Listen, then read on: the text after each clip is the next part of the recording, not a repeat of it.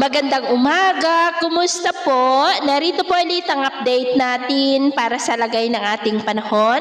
Ngayong umaga po ng December 3, 2024. Sa ngayon po ay umangat na ang shear line at nag-extend na dyan sa may Central Luzon habang amihan pa rin ang hangin na umiihip po dito po sa Northern Luzon at easterlies pa rin naman ang hangin na umiihip po sa silangan ng Southern Luzon, Visayas at Mindanao. At sa ating long range forecast, ngayong linggong ito ay wala naman pong namamataan na banta ng bagyo, pero next week ay nananatili po na may banta ng isang sama ng panahon na lalapit po dito sa ating bansa at posible rin natatawid at ang development niya na ating babantayan kung matutuloy po o hindi at ang susunod na bagyo ay tatawagin po sa local name na Bagyong Kerubin. At sa lagay po ng ating panahon ngayong madaling araw dahil sa amihan at shear line ay may mga pag-uulan dito po sa may Cagayan, ilang bahagi ng Cordillera, Ilocos Region, Quezon, Camarines Norte, Calapan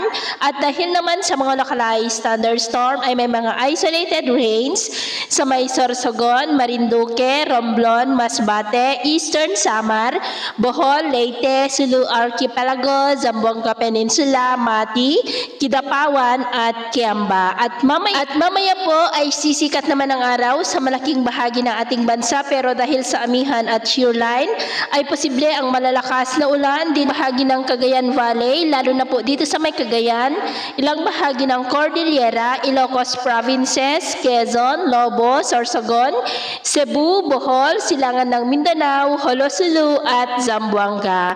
At mamayang hapon, posible pa rin ang malalakas na ulan dito po sa ilang bahagi ng Northern Luzon at cloudy skies with isolated rain sa ilang bahagi po ng Central Luzon, Quezon, Camarines Norte, Mindoro Provinces, ilang bahagi po ng Masbate at Samar Provinces. At sa atin naman pong mga baybayin, iwasan na po muna natin ang papalaot sa mga baybayin po ng Cagayan, Babuyan Island Seaboard, Batanes Seaboard at Ilocos Norte Seaboard dahil ang mga alon dyan ay posible po na aabot hanggang sa 6 to 10 feet. Kaya hanggat maaari, ay iwasan na po muna natin ang papalaot dyan sa mga may kulay pula para po mas makaiwas sa mga sakunang pangkaragatan. So ito po ang latest update natin sa araw na ito. Ako po muli si James na nagsasabing sa kahit anong pagsubok po na darating sa ating buhay, huwag na huwag po tayong mawawalan ng pag-asa. Thank you and God bless!